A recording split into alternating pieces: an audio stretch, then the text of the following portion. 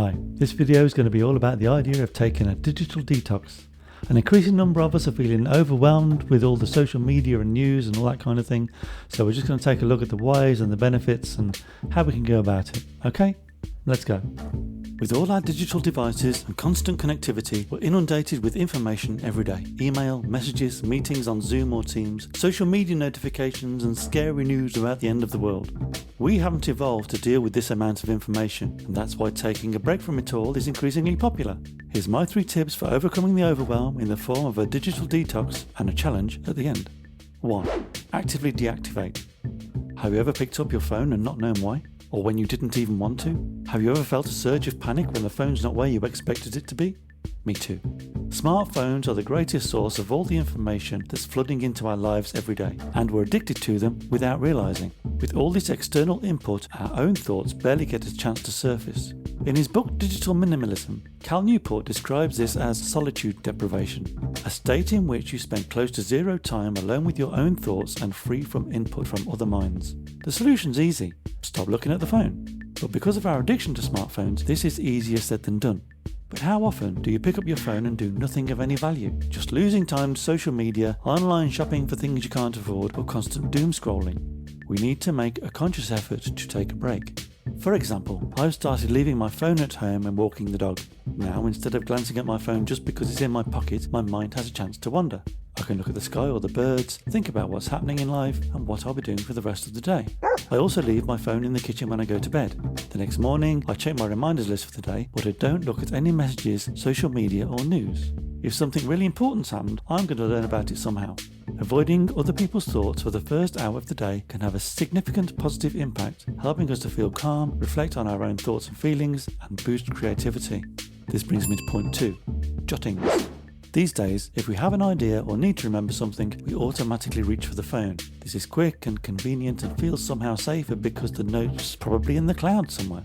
We can even tell the phone what it is we want to be reminded about and when, and it'll sort it all out for us. Talk about convenient. But we've become so reliant on this technology that we tend to forget such notes exist. An effective, non-digital alternative is an ordinary paper notebook. Phones and tablets are extremely useful, but are they really more convenient than a simple piece of paper?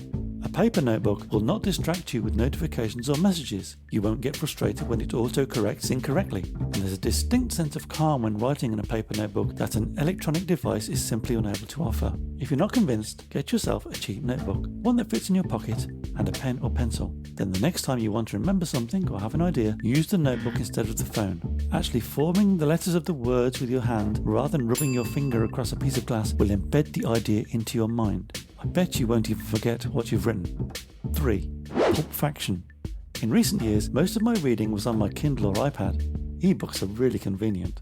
If I wanted to make a note of something while reading, I'd either email myself or copy the text to another app. But this would drop me out of the flow of reading, and during the process I'd often see notifications of some kind or an email and become distracted. This made it difficult to maintain my train of thought and slowed down the reading. It took me ages to finish a book, so now I've returned to paper books.